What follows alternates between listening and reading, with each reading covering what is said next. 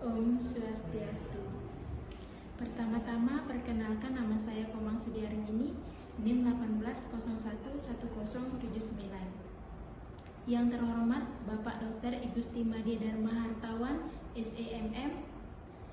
Yang terhormat Ibu Niluh Putu Eka Yudi Prastiwi, SEMM. Yang terhormat Ibu Komang Trisna Sari Dewi, SEMM. Baik, di sini saya akan memaparkan proposal penelitian saya yang berjudul Penerapan Disiplin Kerja di Proyek Pelabuhan Laut Sanur. Yang pertama, latar belakang proyek Pelabuhan Laut Sanur. Proyek Pelabuhan Laut Sanur merupakan salah satu proyek yang tengah dikerjakan oleh Ditjen Perhubungan Laut. Melalui proses tender proyek infrastruktur milik Kementerian Perhubungan ini telah dimenangkan oleh PT Hutama Karya. Dalam pembangunan Pelabuhan Laut Sanur, PT Hutama Karya akan melakukan joint operation dengan PT Sumberbangun Santosa dan PT Virama Karya yang memiliki porsi pengerjaan sebesar 60% untuk PT Hutama Karya, PT Sumberbangun Santosa sebesar 38% dan PT Virama Karya sebesar 2%. Paket pengerjaan konstruksi, desain and build struktur pelindung pantai dengan jenis rubble mount breakwater, pengerjaan pengerukan lapisan tanah di sekitar pantai, pembangunan dermaga apung atau ponton, penguatan dinding pantai existing, serta pembangunan fasilitas darat pelabuhan yakni terminal pos jaga memakan waktu sebanyak 560 hari kalender. Proyek Pelabuhan Laut Sanur merupakan bagian dari pembangunan Pelabuhan Segitiga Emas. Selain Pelabuhan Laut Sanur di Kota Denpasar, terdapat dua proyek lain yakni Pelabuhan Sampalan di Nusa Penida dan Pelabuhan Bias Munjul di Nusa Ceningan, Kabupaten Kelungkung. Dalam suatu sistem operasi perusahaan, potensi sumber daya manusia pada hakikatnya merupakan salah satu bagian modal dan memegang suatu peran yang paling penting dalam mencapai tujuan perusahaan. Mengingat begitu besarnya pengaruh sumber daya manusia dalam kegiatan perusahaan, maka diperlukannya disiplin kerja yang tinggi. Disiplin kerja yaitu suatu sikap dan perilaku seseorang untuk menunjukkan ketaatan, kepatuhan, kesetiaan, keteraturan, dan ketertiban pada peraturan perusahaan atau organisasi dan norma-norma sosial yang berlaku. Disiplin kerja karyawan yang baik akan mempercepat tujuan perusahaan, sedangkan karyawan yang tidak disiplin memperlambat pencapaian tujuan perusahaan. Kemudian saya di sini akan menjelaskan bagian rumusan masalah, tujuan penelitian, dan kegunaan penelitian. Yang pertama yaitu rumusan masalah. Berdasarkan latar belakang masalah yang sudah dijelaskan sebelumnya, maka dapat disusun rumusan masalah sebagai berikut. Bagaimana penerapan disiplin kerja di proyek Pelabuhan Laut Sanur? Kemudian tujuan penelitian. Berdasarkan latar belakang dan rumusan masalah yang ingin dikaji dalam penelitian ini, maka tujuan yang ingin dicapai dalam penelitian ini adalah untuk mengidentifikasi penerapan disiplin kerja di proyek Pelabuhan Laut Sanur. Kemudian yang ketiga yaitu kegunaan penelitian. Penelitian ini diharapkan dapat memberikan manfaat, diantaranya yang pertama manfaat teoritis. Secara teoritis, penelitian ini dapat dijadikan sebagai bahan referensi bagi pihak-pihak yang berkepentingan untuk memperdalam mengenai masalah tenaga kerja di proyek. Yang kedua, manfaat secara praktis. Secara praktis, penelitian ini diharapkan dapat dijadikan bahan pertimbangan bagi pihak manajemen sebagai pembuat kebijakan dan pengambilan keputusan mengenai penerapan disiplin kerja di proyek Pelabuhan Laut Sanur. Kemudian, kajian pustaka. Yang pertama yaitu pengertian disiplin. Secara etimologis, disiplin berasal dari bahasa Inggris yang artinya disiplin, yang berarti pengikut atau penganut atau pengajar atau latihan dan sebagainya. Disiplin merupakan suatu keadaan tertentu di mana orang-orang yang tergabung dalam organisasi tunduk pada peraturan-peraturan yang ada dengan rasa senang hati. Sedangkan kerja adalah aktivitas manusia yang dilakukan untuk mencapai tujuan yang telah ditetapkan.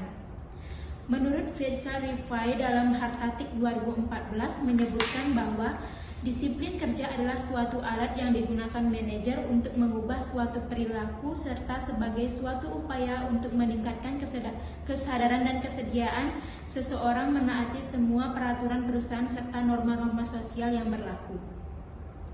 Jadi disiplin dapat diartikan yaitu mempunyai rasa dan inisiatif disiplin yang tinggi akan menunjang pelaksanaan kinerja yang kondusif. Kemudian yang kedua adalah disiplin diri.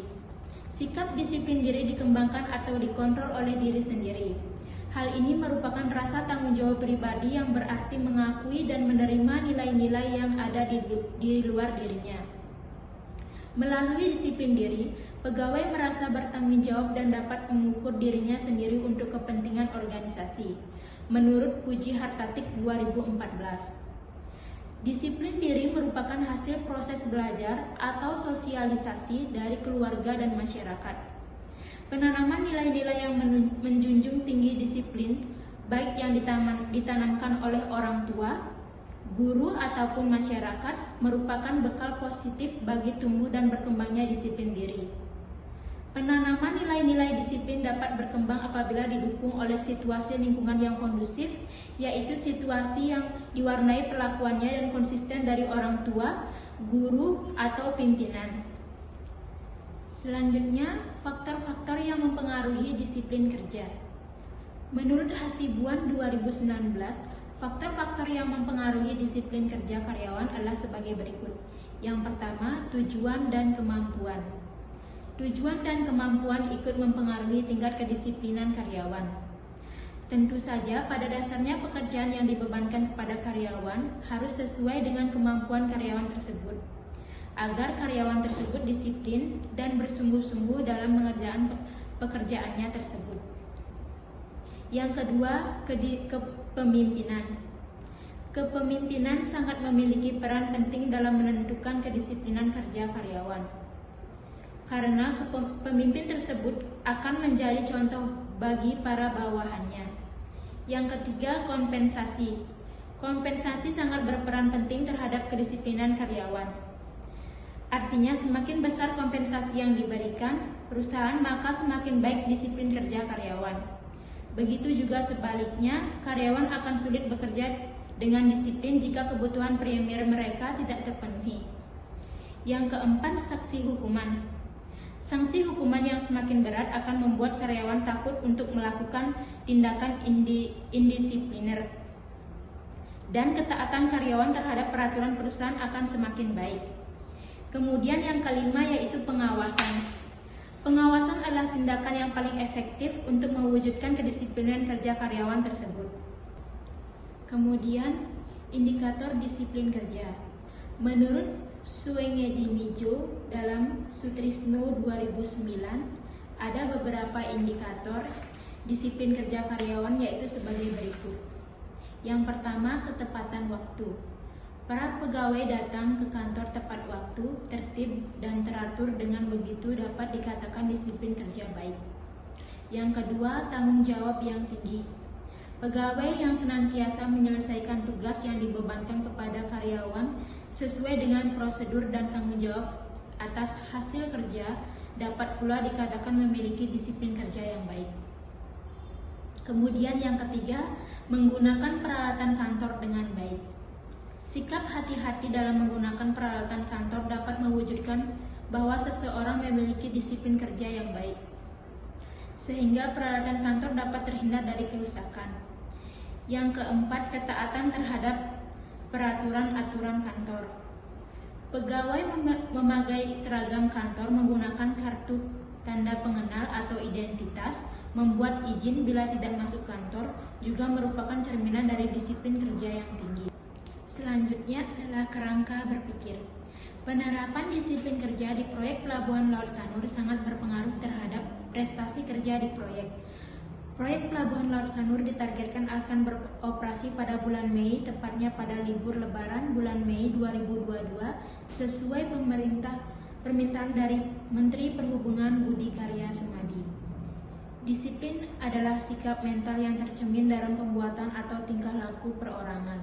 kelompok atau masyarakat yang berupa ketaatan terhadap peraturan yang ditetapkan pemerintah atau etik, norma, dan kaidah yang berlaku dalam masyarakat untuk tujuan tertentu. Kemudian menurut Sinabela 2018, disiplin kerja adalah kesediaan dan kesadaran pegawai menaati semua peraturan organisasi dan norma-norma yang berlaku.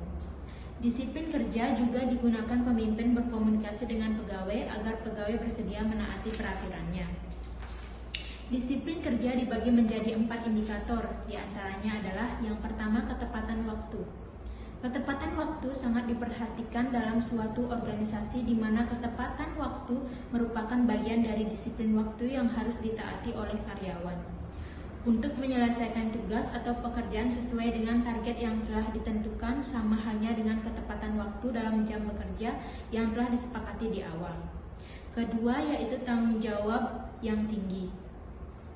Setiap karyawan harus memiliki tanggung jawab yang tinggi atas tugasnya. Karyawan yang selalu mencari alasan untuk tidak mengerjakan tugasnya akan menghambat kinerja proyek dan membuat keterlambatan dalam target yang sudah disepakati. Yang ketiga yaitu menggunakan peralatan kantor dengan baik. Peralatan adalah salah satu penunjang kegiatan agar kegiatan tersebut berjalan dengan lancar. Dengan penggunaan dan pemeliharaan dengan sebaik-baiknya, dapat mengurangi resiko akan kerusakan peralatan lebih berat. Merawat dan memelihara peralatan merupakan salah satu disiplin kerja. Yang keempat, ketaatan terhadap peraturan kantor. Taat terhadap peraturan kantor merupakan salah satu ciri pegawai memiliki disiplin kerja yang baik. Aturan-aturan dapat dijadikan sebagai pedoman yang memberikan pelayanan yang terbaik. Jika tidak ada aturan yang dapat dijadikan pedoman, maka proses kerja akan tidak terarah dan akan menghambat proses pengerjaan. Pada tahap analisa akan dilakukan pengamatan langsung di lapangan sebagai berikut. Yang pertama, ketepatan waktu. Ketepatan waktu akan dihitung berdasarkan jam kedatangan dan kepulangan karyawan ke kantor dalam kurang waktu 5 hari kerja. Kemudian tanggung jawab yang tinggi. Tanggung jawab yang tinggi diukur berdasarkan bagaimana proses karyawan tersebut menyelesaikan tugas yang diberikan kepadanya. Kemudian menggunakan peralatan kantor dengan baik.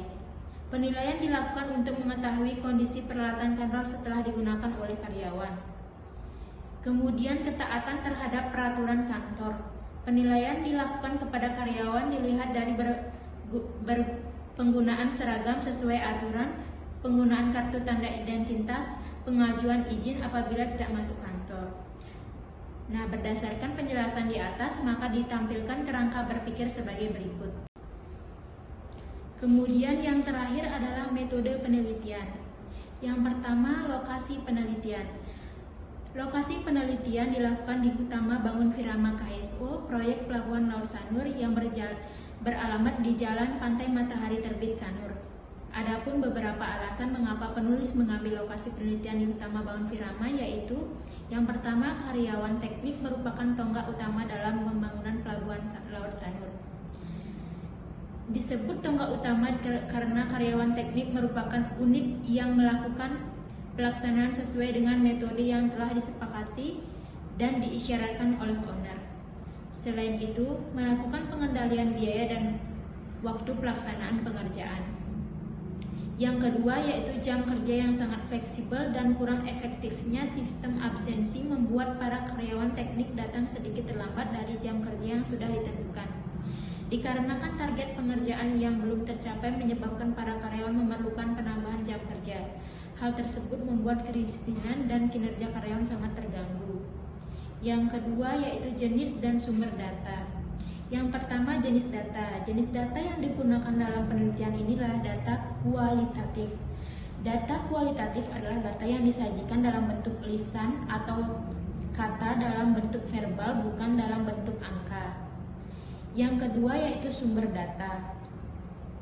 Data primer adalah data primer atau data asli, merupakan data yang dikumpulkan dan berasal dari sumber asli atau tangan pertama. Data ini harus dicari melalui narasumber atau responden, yaitu orang yang dijadikan objek penelitian atau orang yang kita jadikan sebagai sarana mendapatkan informasi atau data. Contoh data primer yakni hasil wawancara. Yang ketiga yaitu teknik penentuan informan. Penentuan informan pada penelitian ini melakukan teknik purposive sampling, adalah teknik pengambilan sampel dengan menentukan kriteria-kriteria tertentu, di mana pemilihan informan dilakukan secara sengaja berdasarkan kriteria yang telah ditentukan dan telah ditetapkan berdasarkan tujuan penelitian. Informan dalam penelitian ini adalah karyawan teknik di proyek Pelabuhan Laut Sanur. Yang keempat yaitu teknik pengumpulan data. Yang pertama yaitu wawancara, adalah kegiatan tanya jawab secara lisan yang digunakan untuk mendapatkan informasi dari responden. Yang kedua yaitu dokumentasi. Dokumentasi adalah proses pengumpulan, pemeliharaan, pengolahan, serta penyimpanan informasi di bidang pengetahuan. Yang kelima yaitu teknik analisis data.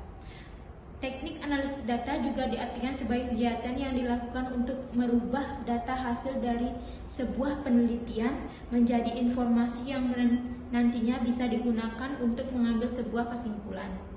Metode yang digunakan adalah deskriptif kualitatif dengan 4 tahapan sebagai berikut. Yang pertama yaitu pengumpulan data.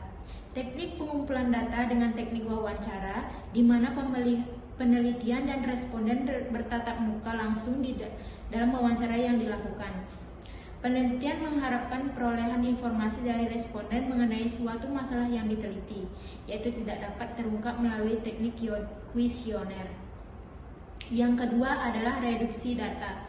Reduksi data dapat diartikan sebagai proses pemilahan, mengabstrakkan dan transformasi data kasar yang muncul dari informasi maupun catatan-catatan yang muncul di lapangan. Reduksi data juga merupakan suatu bentuk analisis yang menggolongkan dan mengorganisasi data dengan cara yang singkat sehingga kesimpulan finalnya dapat ditarik dan diverifikasi.